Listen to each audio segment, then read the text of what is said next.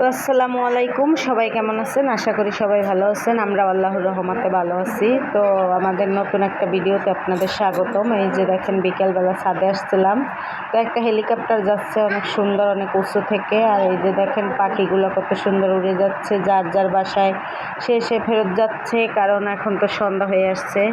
তো আমরা বাসায় এসে মাগরিবের নামাজ পড়লাম, তারপরে এখন তো সন্ধ্যাবেলা, তো আলিপের পাঠাইছিলাম হোটেলে। তো ভাবছি একটু মুড়ি মাখা খাই, আজকে অনেক দিন পরে মুড়ি মাখা করব। তো একটা টমেটো ছিল, তো টমেটোটা আমি কাটতে নিতেছি। তো হোটেলে পাঠাইছিলাম এই কারণে যে পেঁয়াজু নিয়ে আসো, বেগুনি, আলুর চপ আর হচ্ছে চাটনি নিয়ে আসো একটা, এগুলো দিয়ে মুড়ি মাখা করব আজকে। তো আমি টমেটোটা ছোট ছোট করে কাটতে নিতেছি।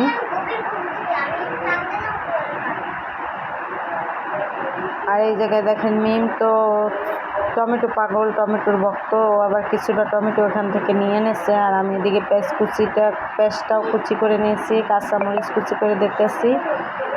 তো আজকে ভিডিও দিতে চাই নাই, তাও ভাবলাম যে আমরা বিকেলবেলা সন্ধ্যাবেলা কী করলাম না করলাম আপনাদেরকে একটু শেয়ার করি।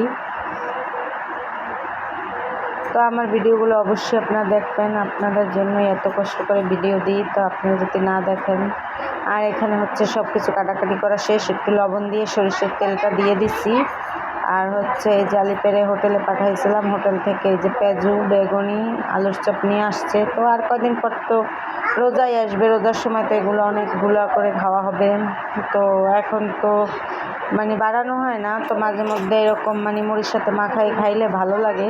তো আমি ছোলাটা আনাই নাই, কারণ ছোলাটা আমার বেশি একটা ভালো লাগে না, ছোলা বোরিং লাগে।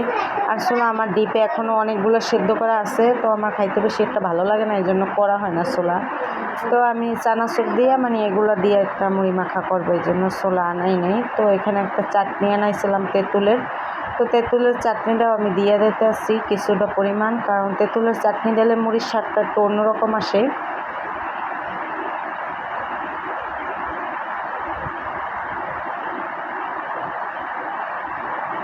তো সব কিছু দেওয়া শেষ। এখানে হোটেল থেকে একটু শসা কুচি দিয়েছিল, শসা কুচিটাও আমি দিয়ে দিছি। আর এখানে বোম্বাই চানাচুর মিশিয়ে নিচ্ছি। তো রুচি চানাচুরটা, মিষ্টি রুচি বারবিকিউ চানাচুরটা দিলে আরও মজা হয়, তো আমার কাছে এটা নাই, বোম্বাইটা ছিল, বোম্বাইটাই দিয়ে দিছি। আর হচ্ছে এখন সব কিছু মাখাই নেব, যত সুন্দরভাবে মাখানো হবে তত স্বাদ হবে মুড়িটা। মুড়ি মাখাটা কেমন হয়েছে অবশ্যই কিন্তু আপনারা কমেন্ট করবেন।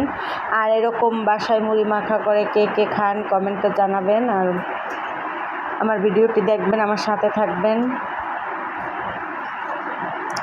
আর এই জায়গায় একটু চাটনি বলছিল শসা, আমাকে একটু চাটনি দাও, তো একটু রেখে দিয়েছিলাম, একটু চাটাচাটি করতেছে।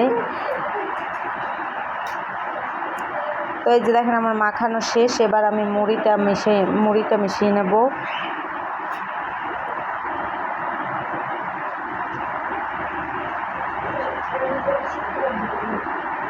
তো মুড়ি মাখা খেতে সন্ধ্যার সময় সবাই মিলে, আবার একা একা খেলে বা দুই একজনে খেলে ভালো লাগে না, সবাই মিলে খেলে অবশ্যই মুড়ি মাখা অনেক ভালো লাগে।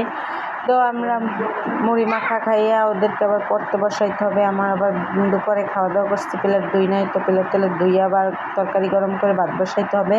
তো অনেক কাজকাম আছে, তো আমরা মুড়ি মাখা খাইতে থাকি। আর আমাদের আজকের ব্লগটি কেমন হয় অবশ্যই আপনারা জানাবেন। আর দেখেন, এই যে আমার মুড়ি মাখানো সব কিছু মিশানো সব শেষ, কত সুন্দর একভাবে মিশিয়ে নিয়েছি। তো আজকের ভিডিও আর বড় করব না, আমরা মুড়ি খাইয়ে নিই। আর আপনারাও ভালো থাকবেন, সুস্থ থাকবেন এবং আমাদের পাশে থাকবেন। আল্লাহ হাফেজ, শুভ সন্ধ্যা।